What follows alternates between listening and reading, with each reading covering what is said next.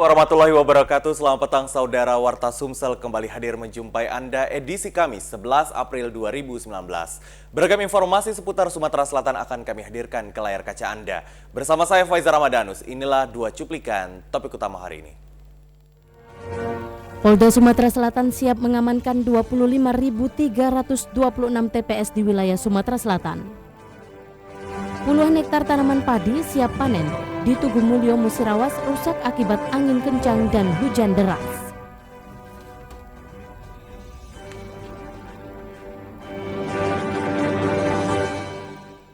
Selain dua topik utama tadi, kami akan merangkum beragam informasi lainnya dalam Warta Sumsel. Kini kita ikuti informasi selengkapnya. Saudara Kapolda Sumsel Irjen Pol Haji Zulkarnain Adinegara menyatakan siap mengamankan pesta demokrasi, Pilpres dan Pileg di Sumsel yang akan berlangsung 17 April 2019 mendatang. Sebanyak 5.883 jiwa masyarakat di Sumatera Selatan memiliki mata pilih untuk menyalurkan hak suaranya, tersebar di 25.326 TPS di wilayah Sumatera Selatan pada pemilu Pilpres dan Pileg 17 April 2019 yang tinggal 6 hari lagi. Berkaitan dengan pesta demokrasi serentak di tanah air, Kapolda Sumsel Irjen Pol Haji Zulkarnain Adinegara menyatakan Polri dan TNI siap mengamankan pesta demokrasi Pileg dan Pilpres 2019.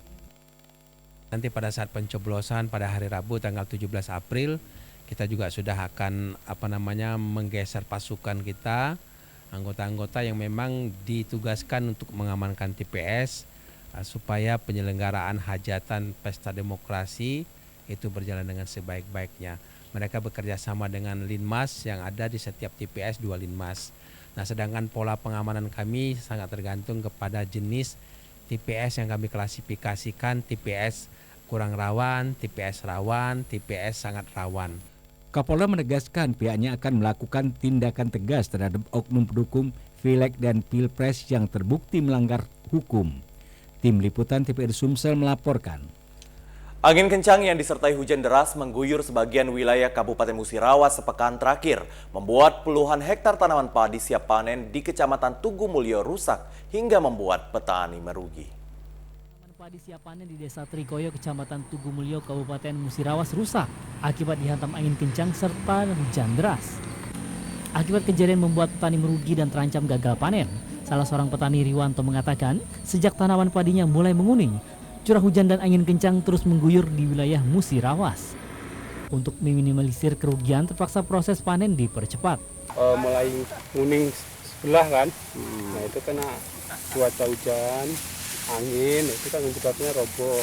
Itu yang pertama. Itu yang keduanya itu kan kami kan kalau rombongan panen ini punya grup, itu nunggu giliran grupnya itu untuk panen.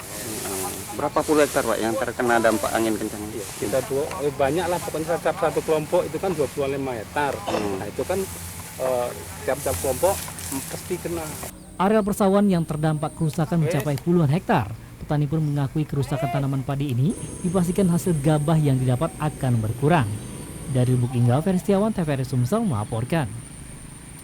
Beralih ke informasi lain, saudara, akibat hujan dengan intensitas tinggi kemarin sore, puluhan kendaraan roda 2 serta pejalan kaki berteduh di halte LRT Pak Jo mengakibatkan macet panjang.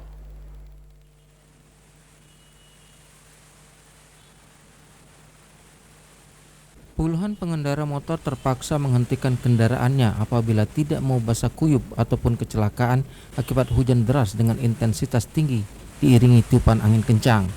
Para pengendara sepeda motor dan pejalan kaki yang terjebak di bawah jembatan LRT sebagian besar pekerja kantoran, pelajar dan mahasiswa yang baru pulang dari melakukan aktivitas kesehariannya.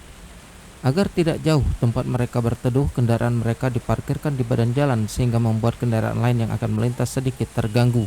Menurut masyarakat, Marianto dan Sapitri, kolong jembatan ini tepat untuk berteduh sambil menunggu redahnya hujan. Motor, Pak. Masih jauh perjalanan, Pak? Masih jauh, Pak. Nah, memang biasanya berjemur di bawah, berteduh di bawah, Pak? Ya, tiap hari hujan, Pak, berteduh di bawah stasiun ini lah, Pak. Memanfaatkan tempat yang ada, jadi bikin macet juga akhirnya kan. Inilah keadaan keadaannya secara macet ya. Iya, naik motor, Pak. Ada ini biasanya kalau hujan berteduh sini. Iya, kalau misalnya lagi daerah sini kan LRT, jadi berteduhnya di sini. Tapi kalau misalnya jalan, ya berteduh di pinggir-pinggir ruko kayak gitu. Tingginya intensitas hujan membuat genangan air di Jalan Kolonel Haji Barlian, tepatnya di bawah halte jembatan LRT kilometer 6, membuat kemacetan cukup panjang lebih dari 1 km. Macetnya lalu lintas akibat kendaraan roda 2 dan roda 4 yang memiliki bodi rendah harus memilih jalan ke arah kanan jalan apabila tidak mau kendaraan mogok karena terendam genangan air. Tim Liputan TVRI Sumatera Selatan melaporkan. Informasi selanjutnya, Saudara Komisi Penyiaran Indonesia merupakan salah satu benteng budaya dan generasi muda dari gempuran nilai-nilai asing.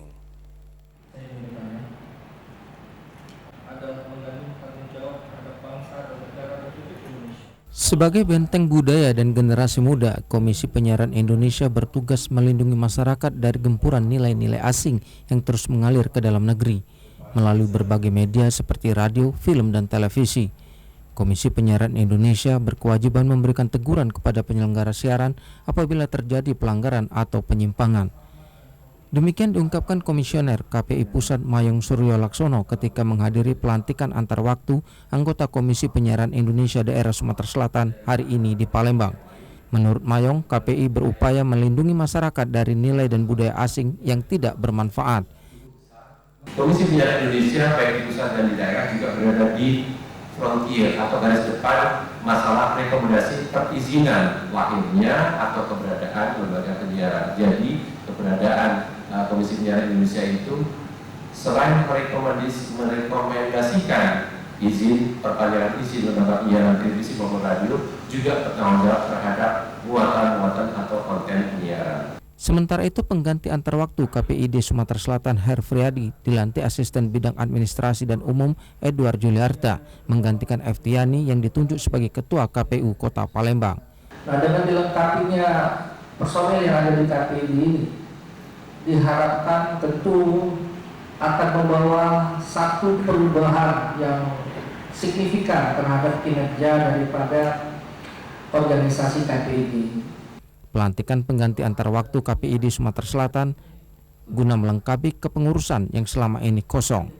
Tim Liputan TVRI Sumatera Selatan melaporkan. Jelang Ramadan, beberapa komoditi sayuran seperti bawang merah dan bawang putih mengalami kenaikan harga mencapai Rp48.000 per kilogram.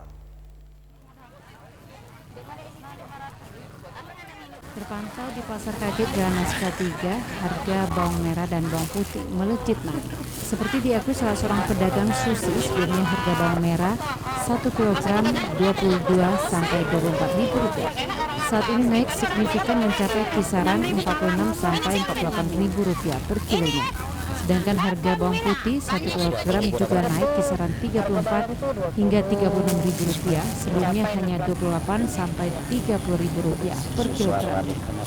Untuk bawang yang dijual didatangkan dari Brebes. Diprediksi dampak dari kenaikan harga bawang ini dipengaruhi faktor cuaca yang saat ini musim penghujan. Bawang putih sekarang harganya 36. Selama ini berapa, Bu? Selama ini sekitar 20, 24 paling gitu lah. Oh, jadi naik sekarang ini? Iya, naik. Nah, terus bawang merahnya berapa? Sama, bawang merah juga naik 40 mencapai. Mencapai 40, jadi sama ya? Apa penyebabnya, Bu? Kira-kira, Bu, Sari? Udah tahu, mungkin kalau musim penghujan ini kali. Konsumen ini membenarkan kenaikan harga bawang dan berharap kepada pemerintah dapat memantau harga sembako, terlebih memasuki bulan suci Ramadan 1440 Hijriah. Iya Pak, beli dikit aja ini Pak, soalnya apa lagi mahal ini Pak. Oh ya, jadi berapa sekarang, Bu, sekilonya? Sekilo yang beras ini yang bagus, soalnya kering Pak ya, dia tahan jadi 48. Biasanya kan 40, kadang nggak nyampe dianya Pak. Iya. Naik, Bu. Naik Pak, naik ya berapa persen ya, banyak sekali nih naiknya ini Pak. Tolonglah Pak diperhatikan kami ini namanya orang miskin ya Pak. Orang ini menengah ke bawah ibaratnya Pak.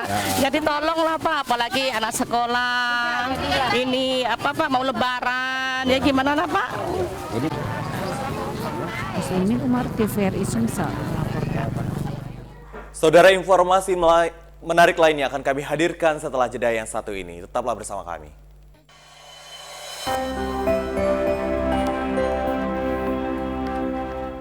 Terima kasih masih bersama kami dalam Warta Sumsel. Kini kita ikuti informasi selanjutnya. Saudara, informasi yang kian berkembang di media sosial tidak menjamin generasi milenial mampu memahami secara positif. Media sosial semakin merambah berbagai kalangan, termasuk kalangan milenial yang duduk di bangku sekolah. Kaum milenial inilah yang tak jarang tidak mampu menjaring informasi yang disampaikan lewat media sosial.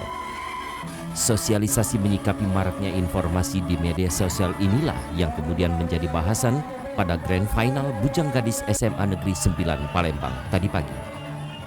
Mereka menunjukkan bakat dan keunikan mereka masing-masing sehingga dilihat banyak orang. Tak heran kenapa saat ini orang berlomba-lomba untuk terkenal di media sosial masing-masing.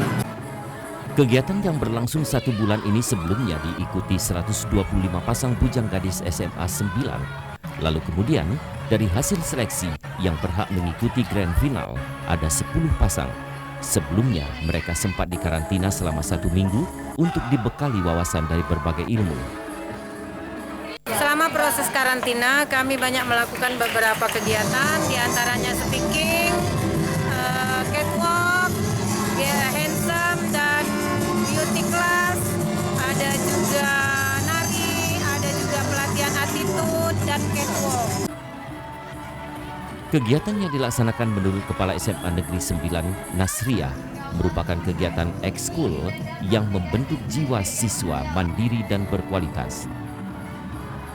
Salah satu program ekskul SMA Negeri 9 itu adalah BGS yang alhamdulillah tahun ini sepertinya lebih antusias, siswanya banyak. Kalau tidak salah itu sampai 150-an peserta dan hari ini finalisnya ada 10 dan menentukan 3 besar. Pemilihan bujang gadis SMA Negeri 9 Palembang ini sendiri dinilai memberi arti yang positif untuk menumbuhkan rasa percaya diri dan menambah wawasan. Ini adalah kegiatan sekolah yang sangat positif sekali. Ini kita bisa membantu atau menambah wawasan kita para pelajar. Kami harapkan ke depannya akan menjadikan lebih baik lagi SMA kami. Dengan adanya acara ini akan mengangkat sekali sekolah kami dimanapun sekolah kami berada. Pada Grand Final ini bertindak sebagai juri Putri Indonesia Sumsel tahun 2019, Wakil Bujang Ogan Ilir, Cek Bagus 2019, serta Bujang Duta Layanan Ekonomi Syariah. Dari hasil penilaian juri menetapkan 3 pasang bujang gadis SMA Negeri 9. Untuk selanjutnya mereka akan memperebutkan juara 1, 2, dan 3. Husin Ali TVRI Sumsel melaporkan dari Palembang. Saudara, siswa yang akan masuk sekolah dasar negeri berdasarkan zonasi dan umur minimal di atas 5,6 tahun serta tanpa tes. Sesuai aturan Disdik Kota Palembang untuk tahun ajaran 2019 ini, siswa yang ingin masuk ke sekolah dasar negeri masih berdasarkan zonasi yang terdekat dengan sekolah itu. Selain umur minimal di atas 5,6 tahun dan tanpa harus mempunyai ijazah TK serta tanpa tes.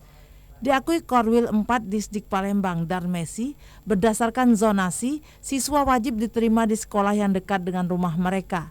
Jikapun daya tampung melebihi jumlah yang mendaftar, maka akan dilihat dari sisi umurnya yang minimal di atas 5,6 tahun. Memang ada syarat umur minimal di atas 5,6. Kalau daya tampung tidak memungkinkan di sekolah itu terpaksa dinilai seleksi umur.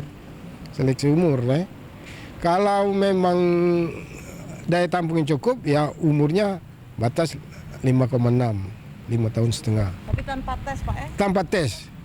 Tidak ada, cuman kita lihat alamatnya, zonasinya dekat rumah atau tidak. Darmesi menambahkan, untuk PPDB SD lebih difokuskan ke zonasi terlebih dahulu, sehingga tidak ada anak yang tidak diterima di sekolah yang berada dekat dengan lokasi rumahnya. Dengan harapan seluruh anak usia sekolah akan mendapatkan layanan pendidikan yang maksimal. Tim Liputan TVRI Sumatera Selatan melaporkan. Beralih ke informasi lain, peringatan Isra Mi'raj Nabi besar Muhammad SAW selain dimaknai dengan pentingnya perintah mendirikan sholat, juga sebagai upaya mempererat ukhuwah Islamiyah.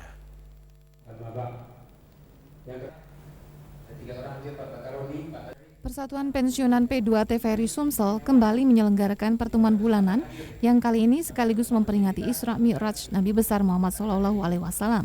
Pertemuan ini juga dihadiri pembina P2 TVRI Sumsel yaitu Kepala Stasiun TVRI Sumsel Rajab Siregar yang menyambut baik kegiatan yang digagas para purna bakti karyawan TVRI Sumsel dan berharap agar para purna bakti TVRI terus memberikan masukan serta dukungan terhadap acara-acara TVRI Sumsel.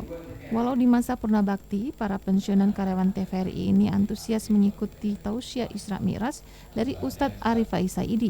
Dan di masa tua seperti sekarang ini, semangat beribadah, bersilaturahmi, serta beramal merupakan hal yang paling utama untuk dipenuhi sekaligus penggugur dosa. Mengadakan ini memang sudah kegiatan rutin, setiap kegiatan kalender hari-hari besar Islam kita akan peringati kebenaran berbarengan dengan pertemuan rutin para purna bakti ini berkumpul di gedung TVRI Sumatera Selatan.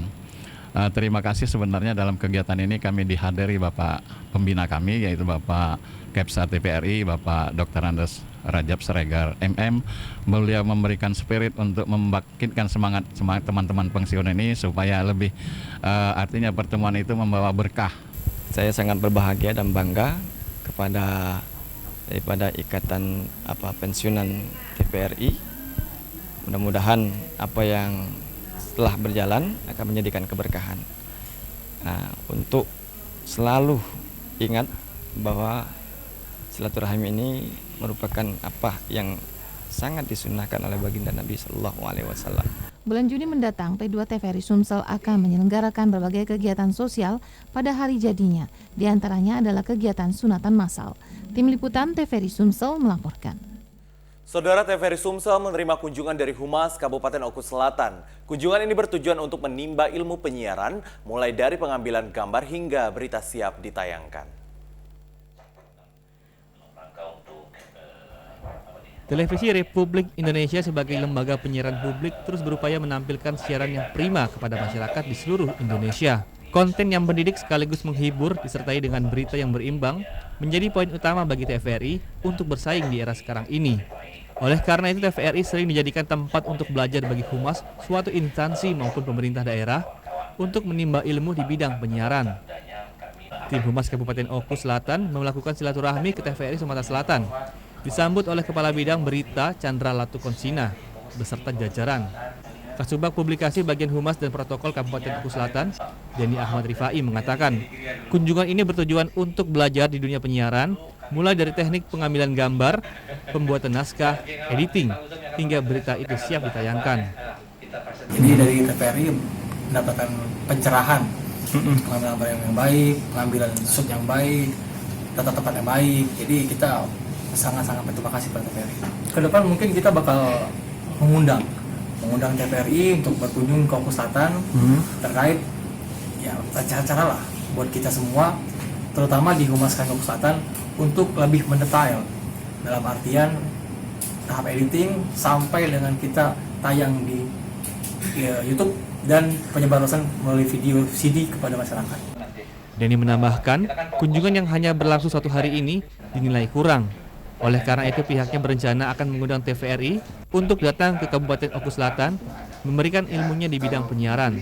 Restu dan Wima, TVRI Sumsel melaporkan.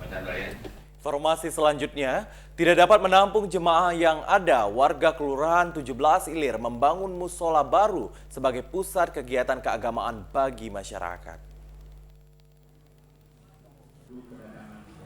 Tidak dapat menampung banyaknya jemaah yang datang untuk beribadah baik untuk sholat maupun kegiatan keagamaan di Musola Jamiatul Khairiyah membuat pengurus dan warga sekitar berinisiatif membangun musola baru di atas tanah wakaf dari Ki Agus Haji Nungci dengan ukuran 559 meter persegi. Pembangunan musola yang dimulai dengan peletakan batu pertama oleh Habib Umar bin Abdul Aziz dengan harapan jemaah yang akan melakukan ibadah menjadi lebih khusyuk dan tenang. Mudah-mudahan masyarakat senang dengan mendirikan musola kita di sini. Mudah-mudahan mendapatkan keberkahan dari Allah dan juga kami di sini juga setiap malam Kamis mengadakan cawisan atau pengajian rutin setiap malam Kamis. Jadi musola yang lama tidak dapat menampung. Tidak hanya warga sekitar, musola Jamiatul Khairiyah yang berada dekat dengan kegiatan perdagangan pasar Sayangan juga menjadi tempat bagi pedagang, pembeli dan karyawan untuk melakukan ibadah. Rumiko TVRI Sumatera Selatan melaporkan. Beralih ke informasi lain, pembangunan ruas jalan tol Muara Enim Indralaya dan Muara Enim Lubuk Linggau mendapat respon positif masyarakat Kabupaten Muara Enim. Pembangunan ruas jalan tol dari Simpang Indralaya Muara Enim sepanjang 119 km dan Muara Enim Lubuk Linggau 114,5 km ditargetkan beroperasi tahun 2022. Nantinya jalan tol ini akan tersambung tol Sumatera menuju Bengkulu. Pembangunan jalan tol berupaya meningkatkan perekonomian dan mengurangi jarak tempuh dan biaya angkut. Jarak tempuh Muara Enim Palembang biasanya memakan waktu 4-6 jam, namun jika melalui jalan tol bisa tembus 2 jam. Pembangunan jalan tol ini mendapat respon positif masyarakat dan dapat meningkatkan perekonomian masyarakat untuk mengangkut hasil bumi sekaligus memperlancar jarak tempuh lebih cepat. Alhamdulillah manfaatnya sangat banyak di masyarakat. Pertama membantu petani-petani, petani sawit, karet. Dalam mengangkut barang-barang itu, Banyak dalam upaya hubungan Palembang Muara Enim lebih lancar lagi. Lebih lancar lagi ya. Kita sangat berterima kasih kepada pemerintah dengan akan dibangunnya tol dari Indralaya ke Muara Enim dan Muara Enim Perlahan juga dan selanjutnya. Tentu ini akan mempermudah akses masyarakat untuk terutama untuk mengangkut barang-barang kebutuhan masyarakat, sudah itu barang-barang hasil perkebunan. Selain itu akan lebih cepat lagi untuk mencapai tujuan pasar. Untuk memperlancar pembangunan jalan tol ini, Gubernur Sumsel Haji Herman Deru minta kepada masyarakat yang terkena dampak pembangunan untuk membantu mempermudah sehingga pelaksanaan pekerjaan dapat berjalan tanpa hambatan. Kalbadri TVRI Sumatera Selatan melaporkan dari Muara Enim. Saudara, untuk lebih meningkatkan selera makan, selain sesuai menu yang diinginkan, juga dibutuhkan penyajian dan penataan meja makan yang menarik. Ini salah satu yang dikuasai para mahasiswa Politeknik Pariwisata Jakabaring Palembang.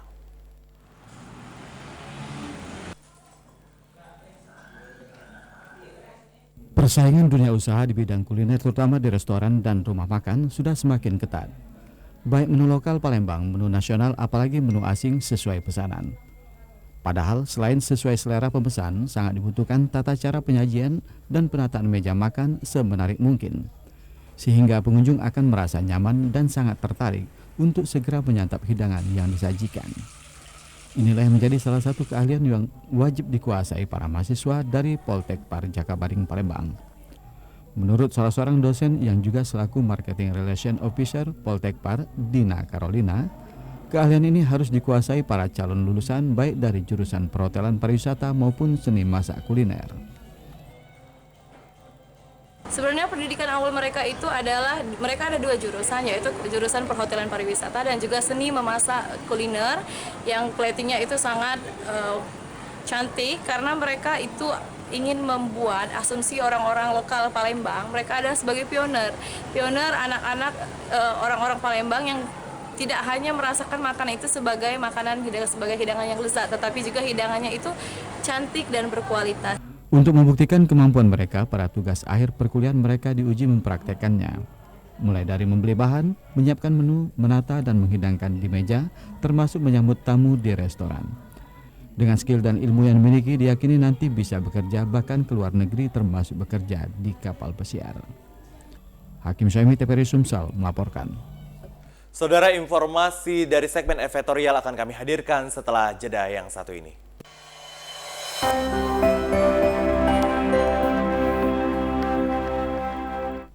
Terima kasih masih bersama kami dalam Warta Sumsel. Kini saatnya kita beralih ke segmen editorial.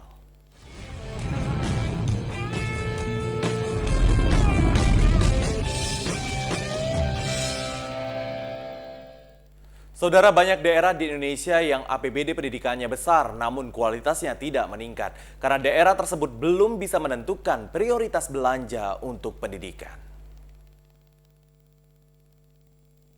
Prioritas belanja pendidikan sangat perlu dilakukan suatu daerah karena masing-masing wilayah memiliki karakteristik dan kebutuhan yang berbeda. Masih banyaknya daerah yang kualitas pendidikannya tidak meningkat, namun APBD-nya besar akibat dari quality spending-nya jelek. Hal ini dikemukakan Sekretaris Jenderal Kementerian Pendidikan dan Kebudayaan Republik Indonesia pada acara diskusi kelompok terpumpun di KT dengan tema mencari solusi permasalahan pendidikan dengan memanfaatkan neraca pendidikan daerah.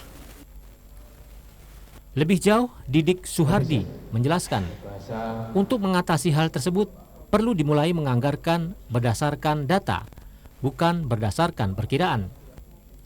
Jika quality spending bagus, anggaran pendidikan bagus, dan partisipasi pendidikan juga baik, maka menghasilkan output pendidikan yang bagus pula. Ini merupakan kegiatan untuk mengkomunikasikan ya tentang kondisi pendidikan di Sumatera Selatan ya, mulai dari kondisi anggaran, kondisi kualitas ya. Nah, kemudian kita bandingkan dengan kondisi di Indonesia. Harapan kami dengan kegiatan ini nanti akan terjadi sinergi ya, sinergi antara pemerintah daerah dengan pemerintah pusat dan masyarakat. Karena tidak ada urusan pendidikan yang bisa diselesaikan sendiri. Kita harus bersinergi ya antara pusat, daerah dan masyarakat. Dengan demikian harapannya nanti pendidikan di Sumatera Selatan ini akan cepat meningkatnya. Cepat meningkat ya, sehingga kualitas anak-anak kita di Sumatera Selatan ini nanti tidak kalah bersaing dengan anak-anak dari provinsi lain maupun negara lain. Jangan sampai anak-anak di sini nanti jangankan di tingkat nasional, di Sumatera Selatan pun kualitasnya rendah. Itu yang tidak kita harapkan. Jadi kita betul-betul berharap dengan kegiatan ini ya, akan terjadi komitmen yang luar biasa, dan bukannya komitmen tapi termasuk action. Sebelumnya, Kepala Pusat Analisis dan Sinkronisasi Kebijakan Pasca Kementerian Pendidikan Republik Indonesia, Hendarman mengatakan, kegiatan diskusi neraca pendidikan daerah atau NPD dilaksanakan sebagai momentum bersama untuk membangun sinergitas antara pemerintah pusat, pemerintah daerah, dan masyarakat dalam mencari solusi tantangan pendidikan yang ada di Provinsi Sumatera Selatan. NPD ini juga dapat digunakan para pemangku kepentingan pendidikan untuk ikut berpartisipasi untuk membangun pendidikan dalam rangka mendorong perubahan di Provinsi Sumatera Selatan. Nah, diharapkan dengan melalui kegiatan ini kita dapat memberi wawasan dan juga mengharapkan adanya komitmen dari masing-masing daerah sehingga mereka punya keinginan untuk memperbaiki pendidikan. Untuk itulah maka dalam kegiatan ini kami mengundang perwakilan dari unit terkait, termasuk dari Kementerian, dari Dinas Pendidikan, kemudian DPRD, kemudian Bapeda, lalu kemudian dari unsur Dewan Pendidikan dan kepala sekolah, serta juga media. Kenapa DPRD? Karena mereka akan menentukan juga dalam anggaran yang ditentukan dialokasikan untuk pendidikan. Dan juga Dinas Pendidikan sudah pasti karena mereka yang bertanggung jawab dalam urusan pendidikan. Sementara itu, Kepala Dinas Pendidikan dan Kebudayaan Provinsi Sumatera Selatan, Widodo, berharap dengan diskusi ini akan tercapai terobosan baru dalam rangka memajukan dunia pendidikan. Kegiatan NPD ini kan kegiatan Kemendikbud yang memfasilitasi ya bersatunya kita provinsi dalam hal ini dengan kabupaten kota untuk melakukan koreksi terhadap apa yang dirasa kurang, sekaligus menyiapkan langkah-langkah guna perbaikan. Karena capaian di provinsi adalah capaian atau akumulasi capaian dari kabupaten kota.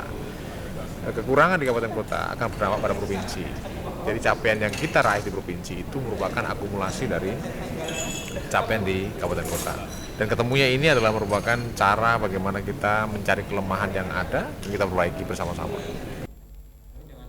Terobosan yang sudah dicapai melalui kegiatan ini dari tahun 2015 berisikan tentang anggaran pendidikan, kualifikasi guru, keadaan siswa, angka partisipasi murni siswa, serta angka putus sekolah yang ada di Indonesia. Wijaya Kusuma, Tim Liputan TVRI Sumsel, melaporkan. Informasi selanjutnya, peran Kartini di era milenial saat ini sejatinya tetap melaksanakan kodratnya sebagai wanita yang turut serta berperan besar dalam membentuk generasi berkualitas. Saat ini peran perempuan yang begitu luas tentunya membuka kesempatan bagi perempuan Indonesia untuk mampu mengenyam pendidikan hingga ke jenjang yang tertinggi, setara dengan kaum laki-laki. Kaum wanita dapat memberikan kontribusi nyata bagi perubahan sosial di sekitarnya. Sudah menjadi tanggung jawab bersama saat ini agar peran dan pesan yang digelorakan Kartini akan terus sampai hingga generasi mendatang yang berkualitas. Dalam rangka merayakan Hari Kartini, Ketua Tim Penggerak PKK Sumsel Febri Talustia mengadakan gerakan Kartini Milenial yang diikuti lebih dari 4.500 orang perempuan dari berbagai unsur organisasi kewanitaan di Sumsel serta mendapatkan rekor muri. Marilah kita memaknai peringatan Hari Kartini saat ini dengan melakukan hal-hal yang positif. Di antaranya, berani menyuarakan pendapat, selalu berusaha untuk menjadi pribadi yang lebih baik, kreatif dan inovatif, berani bermimpi, selalu membantu dan memberdayakan perempuan se-Sumatera Selatan. Kini wanita Indonesia telah memperoleh hak-haknya sebagai wanita dan memperoleh kebebasan. Tetapi perjuangan dan cita-cita Kartini belum sepenuhnya berhasil. Masih banyak wanita-wanita Indonesia khususnya di Sumatera Selatan yang perlu diperjuangkan nasibnya. Masih banyak yang membutuhkan uluran tangan kita. Oleh sebab itu, marilah kita tingkatkan partisipasi kita dalam pembangunan sekarang ini sehingga cita-cita Kartini segera dapat terwujud. Turut serta dalam perayaan Kartini Milenial di Gria Agung Palembang, Ketua Dharma Wanita Persatuan Badan Kependudukan dan Keluarga Berencana Nasional BKKBN Sumsel, Sofia Amin. Ia mengatakan, sebagai Kartini Milenial, peran perempuan yang sudah meluas ini jangan sampai membuat perempuan lupa akan kodrat sebagai istri dan ibu yang memiliki peran lebih besar untuk mencetak generasi berkualitas. Peringatan ini merupakan suatu hal yang spektakuler, yang unik, yang menunjukkan bahwa perempuan Sumsel itu sudah maju. Jadi sekarang kan sudah zaman revolusi 4.0, di mana perempuan juga harus mengikuti perkembangan zaman. Kita lihat sekarang perempuan sudah maju, sudah mengikuti perkembangan zaman, tapi tidak melupakan kodratnya. Jadi penampilan boleh milenial, tapi kodrat tidak boleh terlupakan.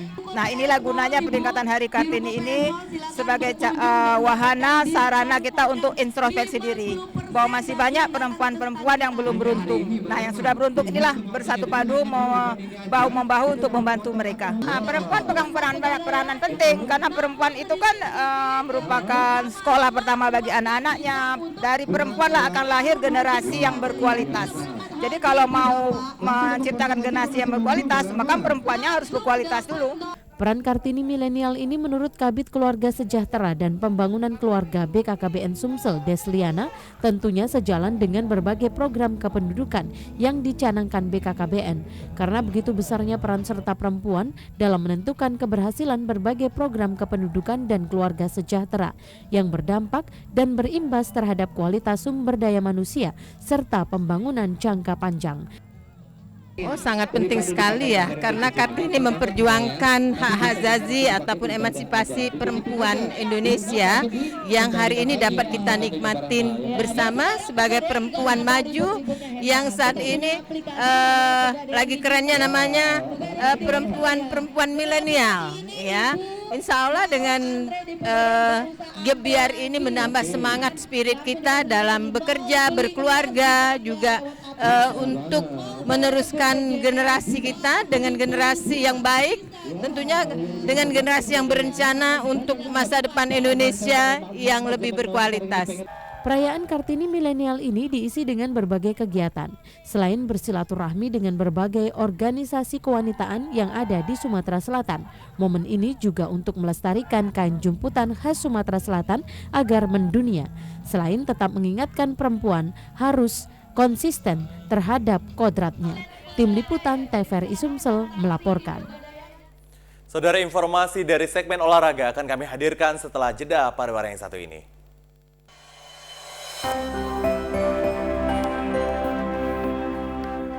Terima kasih masih bersama kami dalam Warta Sumsel. Kini kita ikuti informasi dari segmen olahraga.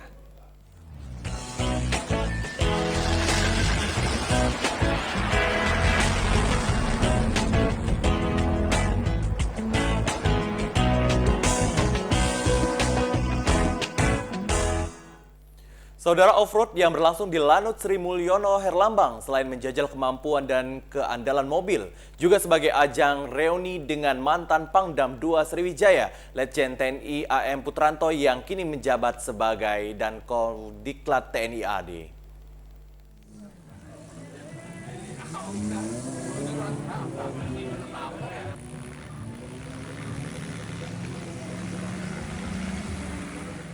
Sebanyak 250 peserta dengan mengendarai 130 mobil off-road menjajal lintasan di Lanut Sri Mulyono Herlambang.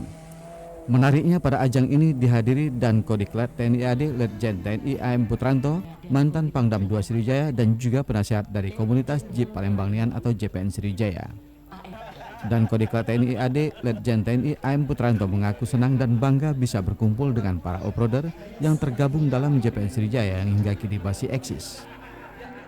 Saya sangat bersyukur terutama kepada Yan Irwan, sahabat saya, saudara saya sama beliau itu bersama-sama terus mulai dari kapten sama beliau itu sekolah, lulus sama-sama, sekolah lagi, lulus sama-sama lagi, sekolah lagi, lulus sama-sama lagi. Itu sangat luar biasa dan saya juga kesini ditemani oleh Wasop, ini juga satu angkatan dengan saya sekolahnya. Jadi ini beliau adalah Untung, Brigjen dari Untung. Bukan hanya Dankodiklat TNI AD, para anggota dari berbagai komunitas off-road yang tergabung dalam JPN Sriwijaya juga berharap eksistensi off-road di Palembang khususnya terus berkibar. Kami tentunya dari komunitas TLCI 22 chapter Palembang sangat gembira sekali dan antusias dengan acara ini. Dan kami ucapkan selamat datang dan selamat berkumpul. Mudah-mudahan yang akan datang Pak Putranto bisa berkumpul kita kembali. Di samping itu kami ucapkan salut kepada JPN telah mengadakan event ini. Off-road hari ini sangat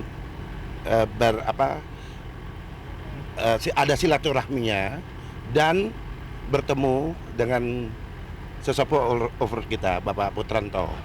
Di mana Bapak Putranto adalah seseorang yang mempersatukan komunitas off-road yang ada di Palembang.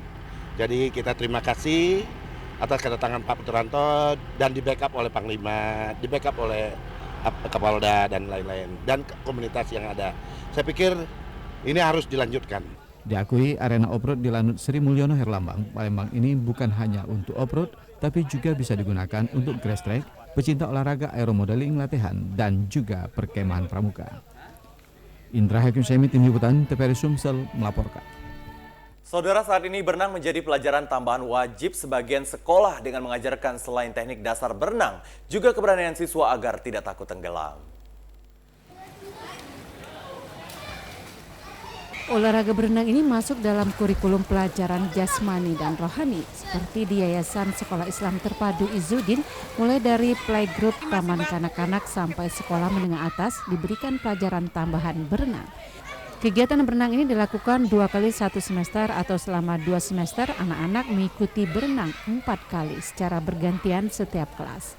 Wali kelas 4 Baitul Maqdis Kusumaningsih mengakui untuk mengajarkan anak-anak berenang menghabiskan waktu sekitar 1,5 jam karena secara bergantian dengan kelas yang lain dan didampingi wali kelas maupun guru pendamping untuk mengawasi siswanya dan guru olahraga untuk mengajarkan teknik berenang sekalian untuk pengambilan nilai siswa. Kalau 1 semester 2 kali. 2 kali berenang ya? 1 kalinya untuk latihan, yang kedua ini untuk pengambilan nilai aja. Jadi kalau dalam satu semester 2 kali. Berarti 4 kali berenang iya, ya? 4 kali dalam 1 tahun. Ini kalau untuk hari ini? Hari ini untuk pengambilan nilai saja, nilai ujian prakteknya saja. Untuk nilai prakteknya saja ya. Guru olahraga SDIT Izzuddin, M. Nur Cahya mengatakan, setelah anak-anak diajarkan teknik dasar berenang, akan dilakukan ujian praktek berenang untuk pengambilan nilai. Sebagian besar siswa sekolah dasar terutama kelas 4 ini belum menguasai teknik berenang. Namun setidaknya anak-anak sudah ada keberanian untuk berenang sambil bermain. Nah, ini penilaian, kita lihat dari keberanian dulu. Kalau sudah bisa keberanian, kita mulai dari teknik. Kalaupun mereka sudah bisa semua, itu baru nilai plus untuk mereka. Untuk rata-rata anak ini sudah berani semua, Bu. Tinggal teknik, mereka rata-rata tekniknya belum bisa semua. Berenang mempunyai banyak manfaat, diantaranya melatih anak lebih percaya diri, pemberani, sehat, dan disiplin. Tim Liputan TVRI Sumatera Selatan melaporkan.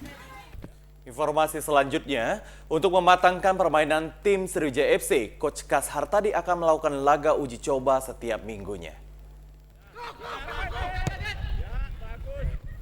Sriwijaya FC telah mendapatkan 19 pemain lokal yang berpengalaman. Coach Kas Hartadi masih membutuhkan sekitar 6 pemain lagi di posisi second striker, 2 gelandang tengah, wingback kanan.